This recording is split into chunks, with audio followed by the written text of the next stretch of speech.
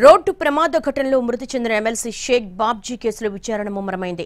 Car డ్రైవర్తో పాటు మరొకరిని ఆకివీడు రూరల్ పోలీసులు అదుపులోకి తీసుకున్నారు. ఎమ్మెల్సీ కారును ఢీకొట్టిన కార్ డ్రైవర్ స్వామిని విచారిస్తున్నారు. నిర్లక్ష్యం, నిద్రమత్తు కారణంగా ప్రమాదం జరిగి ఉండవచ్చని ప్రాథమికంగా భావించిన పోలీసులు టెక్నికల్ ఎవిడెన్సెస్ ను సంపాదించే పనిలో నిమగ్నమయ్యారు. యాక్సిడెంట్ అనేది ఈరోజు నాన్నగారికి జరిగిన యాక్సిడెంట్ అనేది దాని మీద మాకు కొన్ని అనుమానాలు ఉన్నాయి. అది జరిగిన విధానం రాంగ్ రూట్లో వచ్చి అతను కావాలని యాక్సిడెంట్ చేశాడా అనే అనుమానం మాకు వ్యక్తమవుతుంది.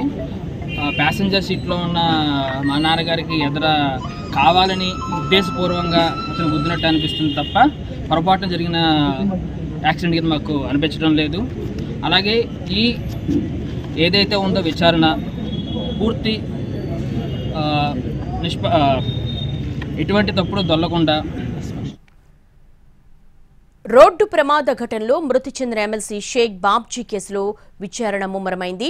కార్ డ్రైవర్తో పాటు మరొకరిని ఆకివీడు రూరల్ పోలీసులు అదుపులోకి తీసుకున్నారు.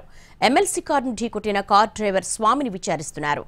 నిర్లక్ష్యం, నిద్రమత్తు కారణంగా ప్రమాదం జరిగి ఉండవచ్చని ప్రైమరీగా భావిస్తున్నారు పోలీసులు. టెక్నికల్ ఎవిడెన్సెస్ సంపాదించే పనిలో నిమగ్నమయ్యారు.